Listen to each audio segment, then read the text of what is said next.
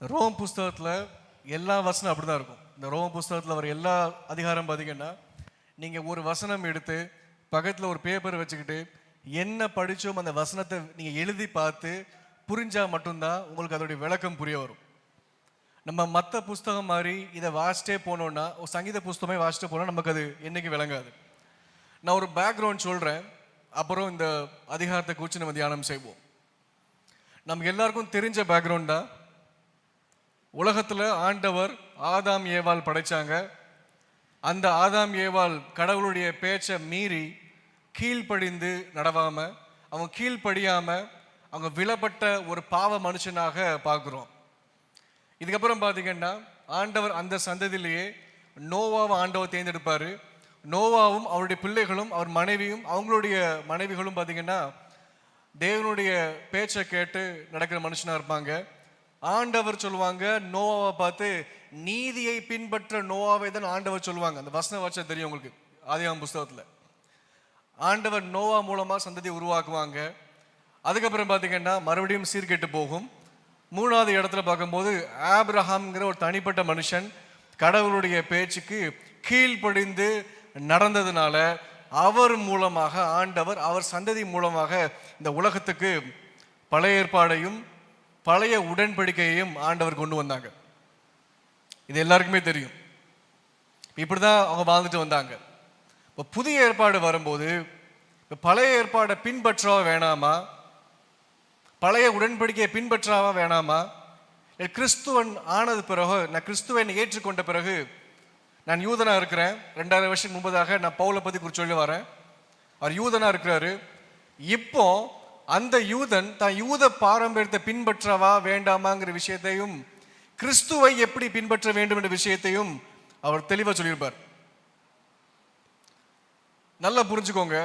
எல்லா யூதர்களுக்கும் ஆகட்டும், எல்லா யூதர்களுக்கும் அவங்களுடைய விசுவாசம், அவங்களுடைய நம்பிக்கை, அவங்களுடைய கொள்கை, அவங்களுடைய டாக்ட்ரின் உபதேசம் எல்லா யூதருக்கும் தெரியும். நீ எந்த யூதன் உலகத்தில் வந்து அவன் கடவுளை நம்புவான், கடவுள் நம்பாமல் இருப்பான், அவன் சயின்டிஸ்டாக இருப்பாங்க, என்ன வேணா வந்துட்டு போட்டோம், எல்லா யூதர்களுக்கும் தன்னுடைய பின்னணி யார், தான் எப்படி வந்தோங்கிற விஷயம் தெளிவாக தெரியும். இன்னைக்கு கிறிஸ்தவராக இருக்கிற நாம, கிறிஸ்துவை ஏற்றுக்கொண்டு இருக்கிற நாம எதை நம்புறோங்கிறது தெரியாமல் வாழ்றது தான் உண்மையான விஷயமா இருக்கு. எதுக்கு சபைக்கு வரோம், எதை பின்பற்றுறோம், எது நம்ம நம்பிக்கை தெரியாம வெளியே நிறைய பேர் மைக்கை பிடிச்சு பேச ஆரம்பிச்சாங்க. தான் இஷ்டத்துக்கு உபதேசம் சொல்ல ஆரம்பிச்சாங்க. ஒருத்தவங்க சொன்னாங்க, பாவம் செஞ்சாலும் பரவாயில்ல, நீ சொர்க்கத்துக்கு போவ, நீ பாவம் சபையில செய்யலான்னு சொல்ல வந்தாங்க. ஆசீர்வாதத்துக்காக தான் கடவுள் வந்தார் சொன்னாங்க. ஒவ்வொருத்தரும் தனக்கு இஷ்டமான ஒரு உபதேசங்களை சொல்ல ஆரம்பிச்சாங்க. அதே மாதிரிதான் 2000 வருஷம் முன்பதாகவும் புதிய ஏற்பாடு காலத்துல நடந்துச்சு. அப்போ பவுல் அவர்களாகட்டும், எல்லா அப்போஸ்தலர்களாகட்டும், அவங்க தெளிவுபடுத்துறாங்க நாம் எதை நம்பி வாழ்றோம் அப்படின்னு சொல்லிட்டு. இப்ப சொல்றாங்க 3ஆம் அதிகாரத்துல 1ஆம் வசனம், இப்படியானால் யூதனுடைய மேன்மை என்ன, விருத்த சேதத்தின் மேன்மை என்ன, அது எவ்விதத்திலும் மீதியா இருக்கிறது, தேவனுடைய வாக்கியங்கள் அவர்களிடத்தில் ஒப்புவிக்கப்பட்டது விசேஷித்த மேன்மையாமே, சிலர் விசுவாசியாமற் போலானும் என்ன, அவர்களுடைய அவ்விசுவாசம் தேவனுடைய உண்மையை அவமாக்குமோ, அப்படியாக மாட்டாது. நீர் உம்முடைய வசனங்களில் நீதிபராய் விளங்கவும் உம்முடைய நியாயம் விசாரிக்கப்படும் போது வெற்றி அடையவும் இப்படி ஆயிற்று என்று எழுதியிருக்கிறபடி சொல்லப்பட்டிருக்கு. நல்லா புரிஞ்சுக்கோங்க. நான் திருப்பியும் சொன்னேன், இந்த அதிகாரம், இந்த புஸ்தகம் நம்ம வாசிச்சா அவ்வளோ லேசா புரியாது, அவ்வளோ லெகுவா நமக்கு இந்த விஷயங்கள் புரியாது. நீங்க நம்ம ஸ்டடி பண்ணா மட்டும்தான் நமக்கு வசனத்தின் வசனம் அர்த்தம் புரியும். முதல்ல நிறைய பேர் சொல்றாங்க, நான் யூதனா இருக்கிறேன், நான் விருத்த சேதனம் எடுத்துட்டேன்.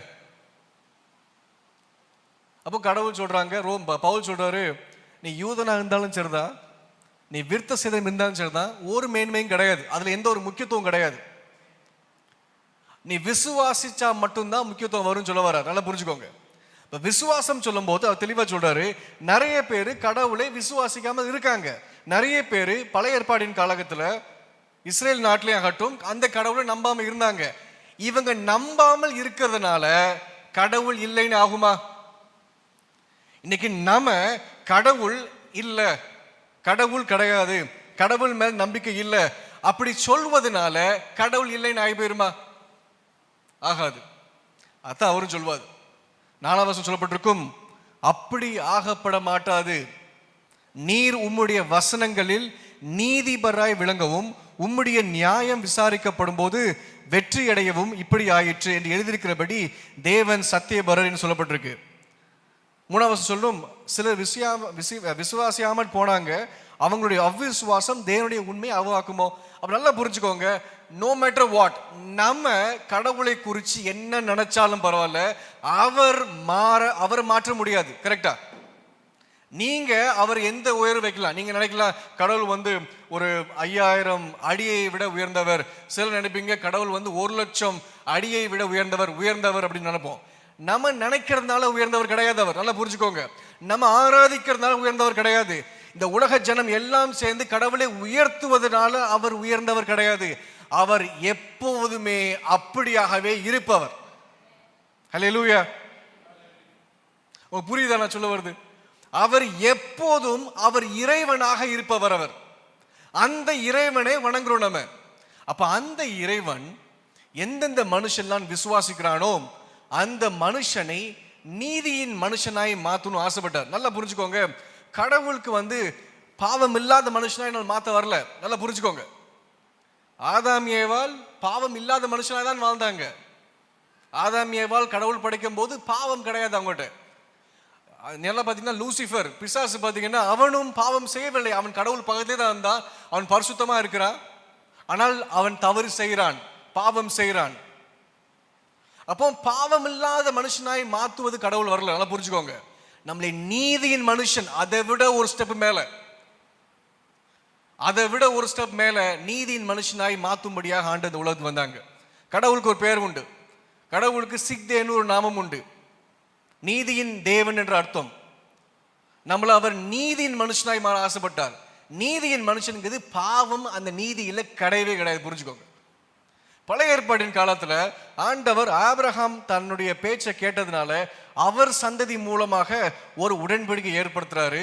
அந்த உடன்படிக்கையை யாரெல்லாம் மதிக்காங்களோ, அந்த உடன்படிக்கை யாரெல்லாம் கேட்டு நடக்கிறாங்களோ, கடவுள் சொல்றாங்க அவங்களோடு நான் உடன்படிக்கை பண்ணி அவங்களை நீதியின் பிள்ளைகளாக மாத்த பார்க்கார்.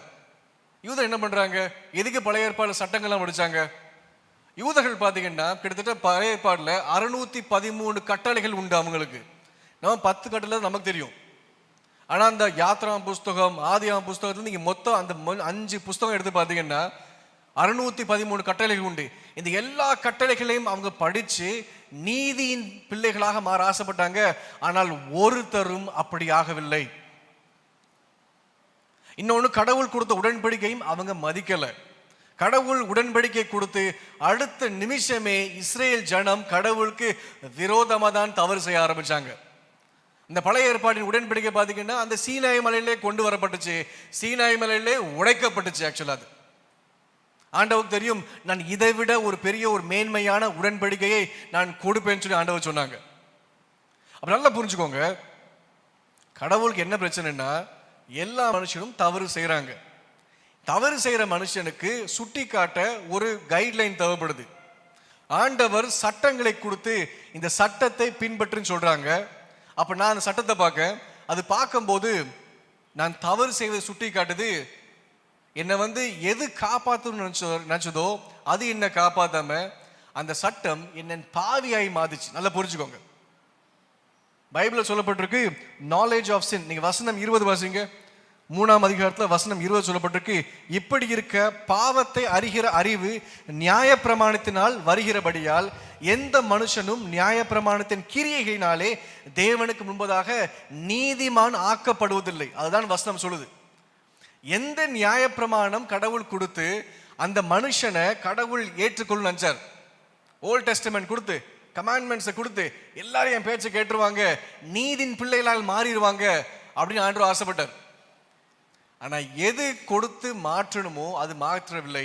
கடைசியில் அது நமக்கு வந்து பாவத்தின் அறிவை உணர்த்துற ஒரு ஒரு ஒரு கமாண்ட்மெண்ட்டாக தான் மாறுச்சு. அதான் சொல்லுங்க வசனம் திருப்பியும், நியாயப்பிரமாண பாவத்தை அறிகிற அறிவுன்னு சொல்லப்பட்டிருக்கு. அதுல இப்படி இருக்க பாவத்தை அறிகிற அறிவு நியாயப்பிரமாணத்தினால் வருகிறபடியால் எந்த மனுஷனும் நியாயப்பிரமாணம் மூலமாக நீதியாக முடியாது.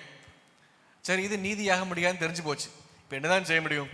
அதான் ஆண்டவர் சொன்னாங்க, தன்னுடைய குமாரனை அவர் அனுப்பினார். நாம் எப்படியாக வாழ வேண்டுமோ, நாம் எப்படி சிந்திக்கணுமோ, எப்படி ஒரு கைட்லைனா வாழணுமோ, அவரே இந்த உலகத்தை தன்னுடைய குமாரனை அனுப்பினார். அவர் சொன்னாரு, இப்போ இந்த குமாரனை விசுவாசிச்சா மாத்திரம் போதும், நீ நீதிமானாக்கப்பட்டாய் சொல்லப்பட்டிருக்கு. ரோம் புஸ்தகத்துல 10ஆம் அதிகாரம் 9ஆம் வசனம் 10ஆம் வசனம். ரோம் புஸ்தகத்துல 10ஆம் அதிகாரம் 9ஆம் வசனம் சொல்லப்பட்டிருக்கு.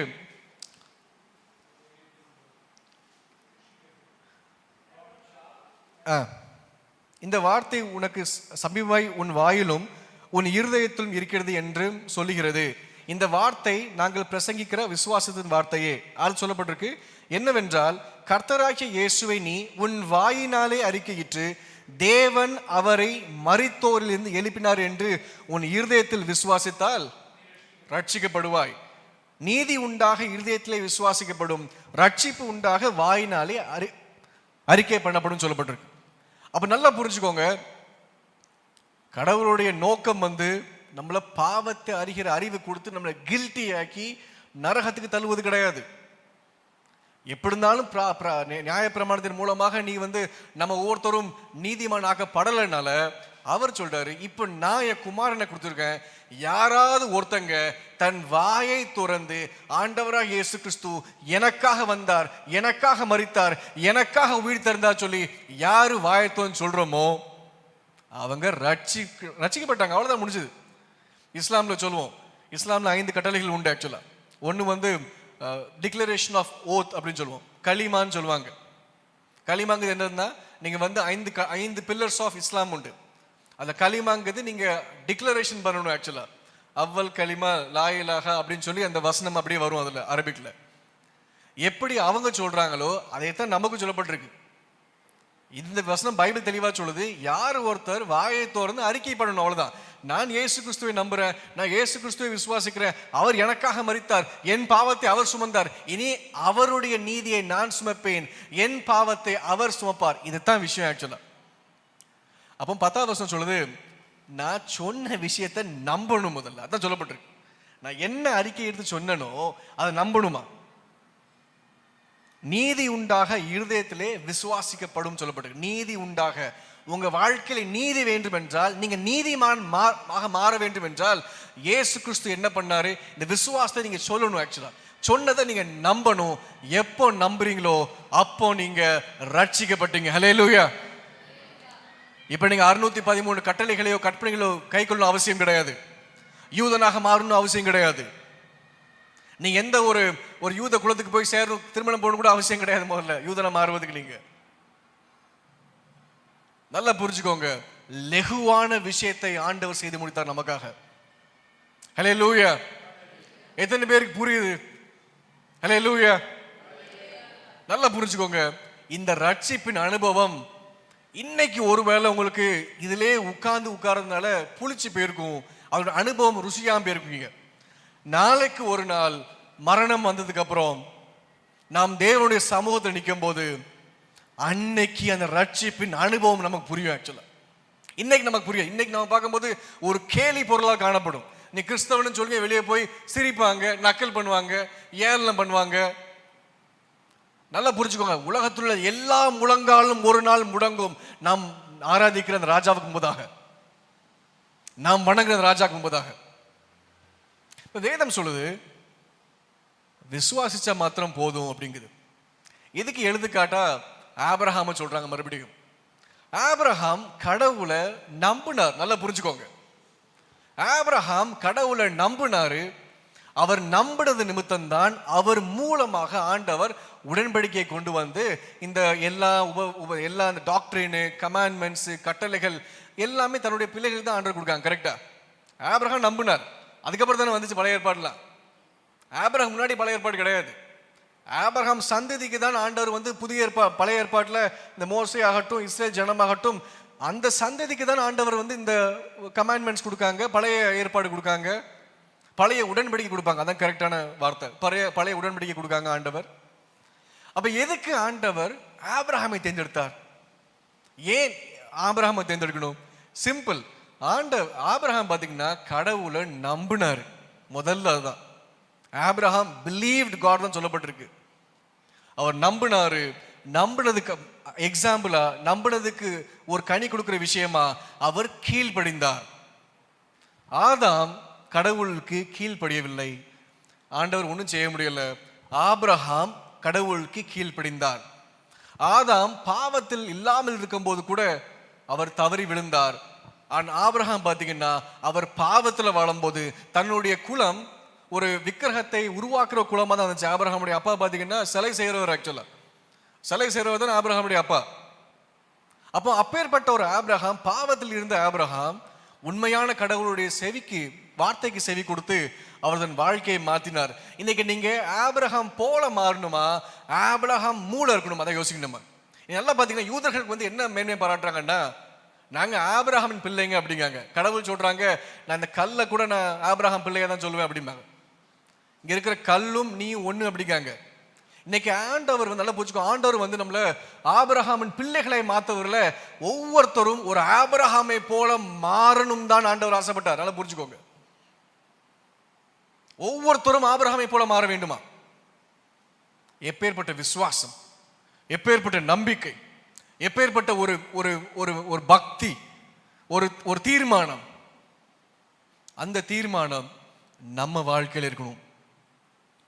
அந்த பக்தி நமக்கும் இருக்கணும். யாரும் கத்துக்கணும்னு அவசியம் இல்லை. நமக்கு வயிறு பச்சை நம்ம தான் சாப்பிடுவோம். சமைக்க தெரியறவங்க நல்லா சமைப்பாங்க, சமைக்க தெரியாதவங்க வெளியே போய் கடையில் வாங்கி சாப்பிடுவோம், அவ்வளவுதான். ஆனா நமக்கு வயிறு பச்சை நம்ம தான் சாப்பிடுவோம். இன்னைக்கு உங்க ரட்சிப்பணியை காப்பாற்றணும்னா நீங்க தான் பயன்பட வேண்டும், நீங்க தான் செய்யணும். உங்க பிள்ளைகளை ஊழியத்துக்கு அனுப்புவதுக்காகவோ இல்ல உங்க அப்பா அம்மா ஊழியம் செய்யறதுனாலயோ நீங்க சிறந்தவர் கிடையாது. புரிஞ்சுக்கோங்க. எங்க தாத்தா ஊழியம் பண்றாங்க, எங்க அப்பா ஊழியம் பண்றாங்க, நான் ஊழியம் பண்றேன், அது முக்கியம் கிடையாது.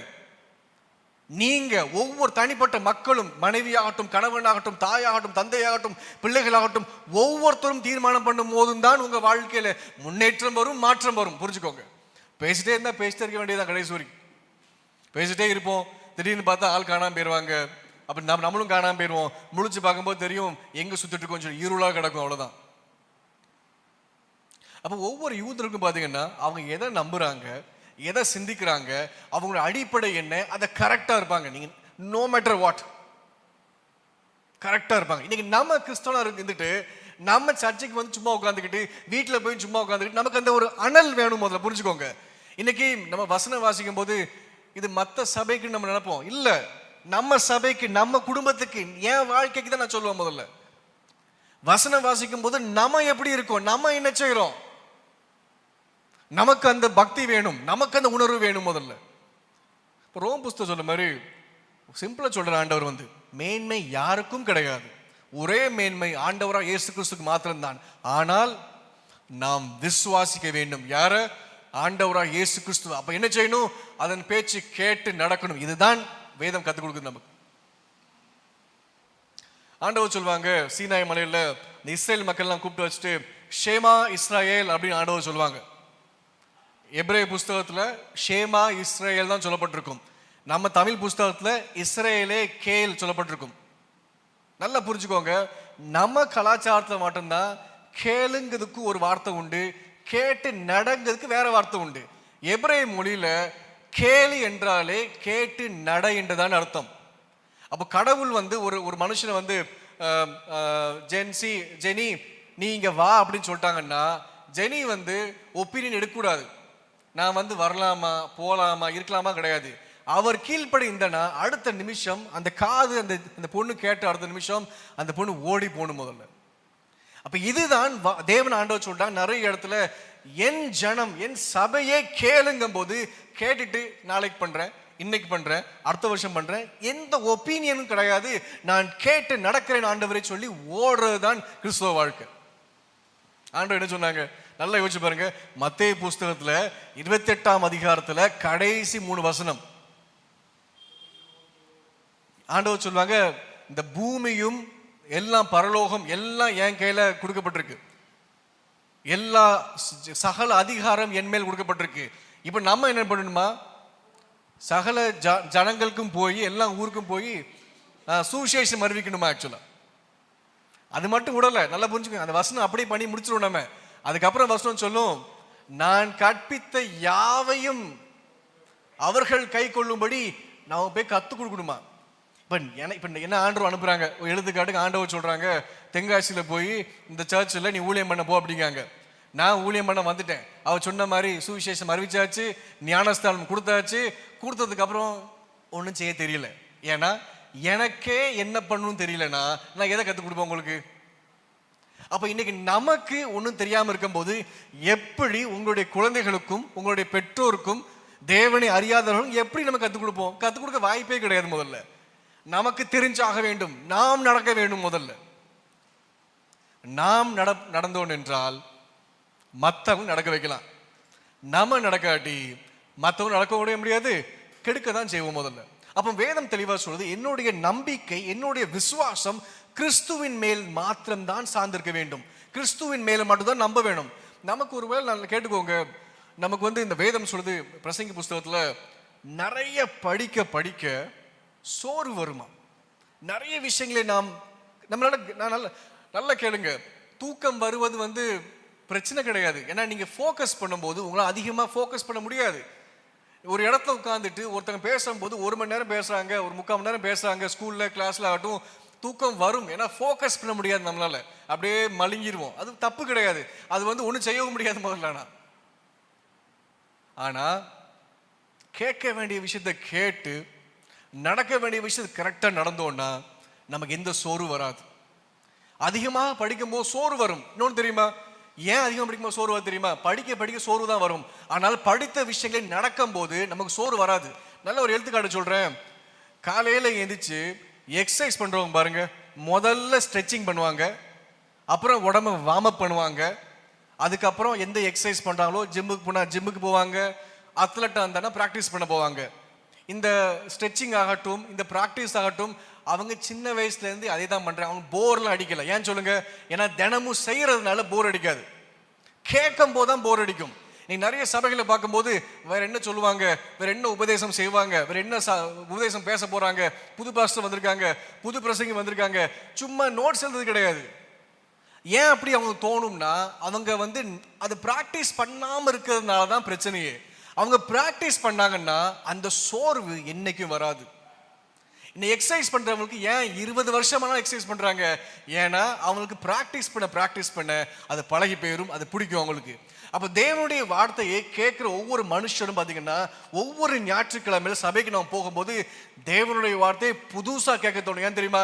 நம்ம அதையும் போய் ப்ராக்டிஸ் பண்ணணும்னு சொல்லி தான். நம்ம அதையும் ப்ராக்டிஸ் பண்ணாமல் இருந்தோம்னா அடுத்து யார் பேச போறா, அடுத்து என்ன பேசுவாங்க, கேட்க தான் தோணும் தவிர நமக்கு செய்ய தோணாது. முதல்ல 1 யோவான் புஸ்தகத்தில் 3ஆம் அதிகாரம் 6லேருந்து 7 வரைக்கும். 1 யோவான் புஸ்தகம் 3, 6லேருந்து 7. அவரில் நிலைத்திருக்கிற எவனும் பாவம் செய்கிறதில்லை, பாவம் செய்கிற எவனும் அவரை காணவும் இல்லை, அவரை அறியவும் இல்லை. பிள்ளைகளே, நீங்கள் ஒருவராலும் வஞ்சிக்கப்படாதிருங்கள். நீதியை செய்கிறவன் அவர் நீதியுள்ளவராய் இருக்கிறது போல தானும் நீதி உள்ளவனாய் இருக்கிறான். பாவம் செய்கிறவன் பிசாசினால் உண்டாயிருக்கிறான். ஏனெனில் பிசாசானவன் ஆதி முதல் பாவம் செய்கிறான். பிசாசினுடைய கிரியைகளை அழிக்கும்படிக்கே தேவனுடைய குமாரன் வெளிப்பட்டார். இந்த 7ஆம் வசனம் சொல்லப்பட்டிருக்கு, பிள்ளைகளே நீங்கள் ஒருவராலும் வஞ்சிக்கப்படாதிருங்கள், டு நாட் பி டிசீவ்ட் அப்படிங்காங்க. ஏன் பார்த்தீங்கன்னா, நீதியை செய்கிறவன் அவர் நீதி உள்ளவர். நல்லா புரிஞ்சுக்கோங்க, கடவுள் நீதி உள்ளவராக இருக்கிறார். நீதினா என்ன? நீதியும் நியாயப்பிரமாணம் ஒன்று கிடையாது. புரிஞ்சுக்கோங்க, நியாயப்பிரமாணங்கிறது ஒரு கட்டளைகளை நான் பின்பற்ற வேண்டும், எனக்கு பிடிக்குதோ பிடிக்கலையோ நான் செஞ்சாக வேண்டும். இதுதான் விஷயம். நீ இஸ்லாமில் பார்த்தீங்கன்னா, உங்களுக்கு பிடிக்குதோ பிடிக்கலையோ நீங்க 5 வேளை தொழ வேணும். நீங்க தொழுகைக்கு போனதுக்கு அப்புறம் என்னென்ன ஒழுக்கங்கள்லாம் செய்யணுமோ எல்லாம் செய்வாங்க. அவங்க எல்லாமே அவங்களுக்கு பிடிக்கிறதுலாம் இஷ்டமே கிடையாது. நீ பிடிச்சு நான் அல்லாஹ்வை நான் ஆராதிக்கிறேன், நான் பிடிக்காம போறேன், அதெல்லாம் கிடையவே கிடையாது. கடமை தான். இதுதான் நியாயப்பிரமாணங்கிறது, கடமை உணர்த்துவாங்க. நீதியும் நியாயப்பிரமாணம் ஒன்று கிடையாது. நியாயப்பிரமாணங்கிறது கட்டளைகள் கொடுக்காங்க, அதை பின்பற்ற போறேன். நீதிங்கிறது நன்மை எது தீமை எது இது தெரிஞ்சுக்கிட்டு தீமையை வெறுத்து நன்மையை பின்பற்றுறது தான் நீதி. இன்னைக்கு நம்ம பிள்ளைகளுக்கு கற்றுக் கொடுப்போம்ல, அந்த அந்த அந்த ஜகத்தில் போய் விளையாடாத, அங்கே ஓடி போகாத, நல்லா உட்காந்து படி, டிவியை ஆஃப் பண்ணு, வண்டியில் ஃபாஸ்ட்டாக போகாதீங்க, ஒழுக்கமாக படிங்க, இதெல்லாம் நன்மை, இதுதான் நீதி. இதைத்தான் ஆண்டவர் நம்ம சொல்றாங்க, நீங்க நீதி உள்ள பிள்ளைகளாக வாழுங்க அப்படிங்காங்க. நம்ம இந்த நீதியெல்லாம் நம்ம செய்வோம். ஆனா நம் தனிப்பட்ட வாழ்க்கைன்னு வரும்போது, கணவன் மனைவின்னு வரும்போது, இல்லாட்டி மாமியார் மருமகள் வரும்போது, குடும்பத்துக்குள்ள சொந்தங்கள் வரும்போது, நம்மளுடைய அத்தாரிட்டியை, நம்மளுடைய பவர் சொல்ல, நம்மளுடைய அதிகாரத்தை நம்ம மிஸ்யூஸ் பண்ணி குறை சொல்வோம், கேலி செய்வோம், காயப்படுத்துவோம். அப்ப அது எல்லாம் அநீதி. எல்லாம் புரிஞ்சுக்கோங்க. 1 யோவான் சொல்றது மாதிரி அவர் நீதி உள்ளவரா இருக்கிறாரா, அதே மாதிரி நானும் நீதி உள்ள மனுஷனாக வாழ வேண்டும். சங்கீதக்காரர் சொல்வாரு, கடவுளுடைய வார்த்தையை நான் விவரித்து காட்ட ஆசைப்படுறேங்காரு. எப்படி காட்ட முடியும்? எழுதுவார உட்காந்து ஒவ்வொரு வசனத்தையும் உட்காந்து அவரு அரண்மனையில இல்ல, அவர் நடந்து காட்டுவார். அவர் பார்ப்பாரு, சொல்லப்பட்டிருக்கும் முன்கோபம் மூடத்தனம், நீதிமொழி சொல்லப்பட்டிருக்கு, உடனே அவர் போவாரு, முன்கோபத்தை நிப்பாட்டுவாரு. இப்படிதான் மாற முடியும். அப்ப கடவுளுடைய ஒவ்வொரு வார்த்தையும் நாம கத்துக்கும் போது நம்ம வாழ்க்கையில அது மாற்றம் கொண்டு வரும், அது ஆசீர்வாதம் கொண்டு வரும், அது நமக்கு ஒரு உணர்வுள்ள கிறிஸ்தவனாக வாழும்படியாக வகை தேடும். வேற எதுவுமே கிடையாது. ரோம் புஸ்தகத்தை பார்க்கும்போது எல்லா அதிகாரம் அப்படிதான் சொல்லப்பட்டிருக்கும். அது ரொம்ப டீட்டெயிலாக போயிட்டே இருக்கும். ஒவ்வொரு அதிகாரம் ஜாலியாக இருக்கும் வாசிக்கும் போது. அது உண்மையிலே அந்த அதிகாரம் புரிஞ்சவங்களுக்கு அப்படியே வாசிட்டாங்கன்னா ஒவ்வொரு அதிகாரம் போகும்போது அது அவ்வளவு இனிமையாக இருக்கும், அவ்வளவு நம்பிக்கை கொடுக்கும். நம்ம விசுவாசத்தை அது நிச்சயித்து காட்டும். ஆமா, நானும் அப்படிதான் நம்புறேன் கிறிஸ்துவ, அவர் எனக்காக மரித்தார், நான் அவரை விசுவாசிக்கிறேன், அவர் நம்பினேன், அவர் நம்பினா மாத்திரம் போதும், எனக்கு பரலோகம் கூட்டு போயிருவாருங்கிற நிச்சயம் நமக்கு இருக்கும். நம்பினா மாத்திரம் போது கிடையாது, நம்பி அவர் பேச்சு வாழ்ற ஒரு விஷயம் செய்தாக வேண்டும். ரோம் புஸ்தகத்துல மறுபடியும் 3ஆம் அதிகாரத்துல நம்ம 31ஆம் வசனம் வாசிப்போம். ரோமர்கள் புஸ்தகத்துல 3ஆம் அதிகாரம். அப்படியானால் விசுவாசத்தினாலே நியாயப்பிரமாணத்தை அவமாக்குகிறோமோ, அப்படியல்ல நியாயப்பிரமாணத்தில் நிலைநிறுத்துகிறோமே. நல்லா புரிஞ்சுக்கோங்க. நம்ம இந்த பழைய ஏற்பாடையோ பழைய உடன்படிக்கையை அவமானப்படுத்தும்படியாக வந்த கூட்டம் கிறிஸ்தவ கூட்டம் கிடையாது. பழைய ஏற்பாட்டின் சத்தியங்களுக்கு அகெயின்ஸ்டா நம்ம வந்தது கிடையாது. நாம அதை நிலைநாட்டும்படியாக வந்தவர்கள். எப்படி நிலைநாட்டினோம்? கிறிஸ்து அந்த சட்டங்களை அவர் தான் எஸ்டாப்ளிஷ் பண்ணார். ஆண்டவர் இயேசு கிறிஸ்து வசனம் சொல்லியிருப்பாங்க. மத்தேயு புஸ்தகத்துல சொல்லப்பட்டிருக்கும். அந்த வசனம் நான் எழுதி வைக்கல போல இருக்கு. ஓகே, பரவாயில்ல. அந்த வசனம் சொல்லப்பட்டிருக்கும். ஆண்டவர் சொல்லுவாங்க, இதை நான் அவமாக்கும்படியாக வரல, நான் உடைக்கும்படியாக வரல சட்டங்களை, நான் அதை எஸ்டாப்ளிஷ் பண்ண வந்தேன், நான் தீர்வு காண வந்தேன், நான் தான் அந்த பழைய ஏற்பாடு சொன்னப்பட்ட பதிலுக்கு கொஸ்டினுக்கு ஆன்சர் நான் தான். ஆண்டவர் சொல்லுவார். இன்னைக்கு கடவுள் கொடுத்த உடன்படிக்கை நம்ம கிறிஸ்துவின் மூலமாக நம்புறதுனால மாத்திரம் தான் பாத்தீங்கன்னா நம்ம எஸ்டாப்ளிஷ் பண்றோம் ஒவ்வொரு நாளுமே. போன வாரம் இந்த வாரம் சிமியக்கா செவ்வாய்க்கிழமை எங்கள் பிள்ளைங்கள்லாம் ஸ்கூலுக்கு மைனாபுரி போகும்போது எல்லாத்துக்கும் ஒரு பாட்டு கற்றுக் கொடுத்தாங்க. இன்னைக்கு பாட்டு கற்றுக் கொடுத்தாங்க. எப்போ கற்றுக் கொடுத்தாங்க இல்லையோ, தினமும் காலையில் ப்ரஷ் பண்ணுறதுக்கு முன்னாடி ஒரு 3 வாட்டி, சாப்பிட்றதுக்கு முன்னாடி 2 வாட்டி, மத்தியானம் ஒரு வாட்டி, தூங்குறதுக்கு முன்னாடி பெட்டில் நின்று பெட்டில் ஏறி இந்த பாட்டு தான் பாடிட்டு இருந்தாங்க. வேற எதுவுமே பண்ணல. வந்த நாள்ல தான் நடந்துட்டு இருக்கு. நேற்று நீ ஆரம்பிச்ச செவ்வாய்க்கிழமை ஆரம்பிச்சது, இன்னைக்கு காலையில வரைக்கும் ப்ராக்டிஸ் போயிட்டு இருக்கு. கார்ல வரும்போதும் ப்ராக்டிஸ். இவங்க இப்படி ப்ராக்டிஸ் பண்றதுனால தான் அவங்களுக்கு அது பிடிச்சி போகுது. இங்க கரெக்டா அவங்களால எக்ஸிக்யூட் பண்ண முடியுது. இன்னைக்கு நம்மளும் கடவுளுடைய வார்த்தையை பின்பற்றோம் என்றால், நாம் ப்ராக்டிஸ் பண்ணோம்னா நம்ம வாழ்க்கை இனிமையாக இருக்கும். நம்மளை படைத்த கடவுளை நம்ம உணர்ந்து நம்ம செயல்படுவோம். கடவுள் ஒவ்வொருத்தரையும் ஆசீர்வதிக்கட்டும். நாம் சிறு ஜெபம் செய்து முடித்துடுவோம். நன்றி சத்துவ அன்பின் ஆண்டவரே, நன்றி அன்பின் ஆண்டவரே. தகப்பனே, இந்த காலை வேளையில உங்களுடைய வார்த்தையை தியானிக்கும்படியாக கொடுத்த கிருபைக்கு நன்றி அன்பின் ஆண்டவரே. உங்களுடைய வார்த்தை எங்களை ஒவ்வொருத்தருக்கும் தகப்பனே ஒரு நல்ல ஒரு விஷயங்களை கற்றுக் கொடுத்து நாங்கள் கீழ்ப்படிந்து வாழ உதவி செய்கிறோம். தகப்பனே, எல்லா கணமும் உங்க ஒருவருக்கு மாத்திரம் எங்க வாழ்க்கை மூலமாக வரட்டும். இந்த சபையை ஆசீர்வதிங்க, ஒவ்வொருத்தரையும் நீங்க ஆசீர்வதிங்க தகப்பனே.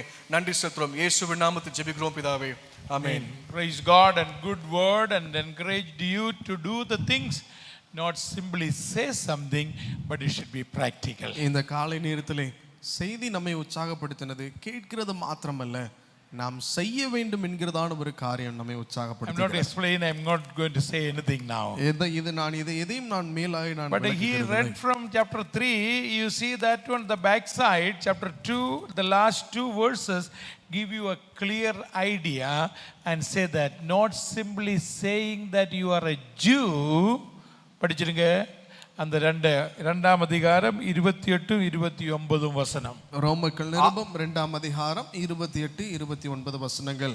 ஆதலால் புறம்பான யூதனானவன் யூதன் அல்ல, புறமான யூதனானவன் யூதன் அல்லை, புறம்பாக மாம்சத்தில் செய்யப்படும் விருத்தேசனமும் விருத்தேசனம் அல்ல. அல்லை. Did you see that very clearly? That is what he was just saying correctly. What is a speciality? You say that when I am a Jew, circumcision, that is more important. You cannot go to heaven. And very clearly, that is what the previous word continuously, and Paul writes and makes sure clearly that one, that being a Christian, being a Jew, and having a name on your forehead, and on your head, and you will never be able to go to heaven. பரலோகம் செல்வதற்கு யூதன் என்கிறதுனாலே ஒருபோதும் பரலோகம் செல்ல முடியாது. கிறிஸ்தவம் என்கிறதான ஒரு மதத்திற்குள் உட்பட்டு இருக்கிறதுனாலே ஒருபோதும் நாம் பரலோகம் செல்ல முடியாது. கிறிஸ்தவன் என்கிற தலைப்பு கொண்டிருக்கிறனாலும் ஒருபோதும் நாம் பரலோகம் செல்ல முடியாது. Read verse 29 now. அதனுடைய 29ஆம் வசனத்தை இப்பொழுது வாசிக்கலாம். உள்ளத்திலே யூதனானவனே யூதன், எழுத்தின்படி உண்டாகாமல், எழுத்தும்படி உண்டாகாமல், ஆவியின்படி இருதயத்தில் உண்டாகும், இருதயத்தில் உண்டாகும் பரிச்சேதனை. What a glorious word is that. எவ்வளவு மகிமையான ஒரு காரியம், இருதயத்தில் உண்டாகும் விருத்த சேதனமே. A big misunderstanding to the Christian world. If you are born in a Christian family, you will go to heaven. இன்றைக்கு தவறுதலாய் கிறிஸ்தவ குடும்பத்தில் எண்ணிக்கொள்கிற காரியம், நான் ஒரு கிறிஸ்தவ குடும்பத்தில் பிறந்திருக்கிறேன் அதனாலே பரலோகம் செல்லுவேன் என்று தவறுதலாய் எண்ணிக்கொள்கிறார்கள். Already just mentioned that if you are pastor, your father is a pastor, grandfather is a pastor, they are not going to recommend your case to heaven. You have to believe very clearly. If you believe, not born in a Christian family or a Jew, தகப்பனோ தாத்தாவோ போதகர்னாலே ஒருபோதும் நான் கிறிஸ்துவுக்குள்ளாய் இருக்கிற கிறிஸ்துவை அறியாமல் ஒருபோதும் நான் ரட்சிக்கப்படுவதில்லை.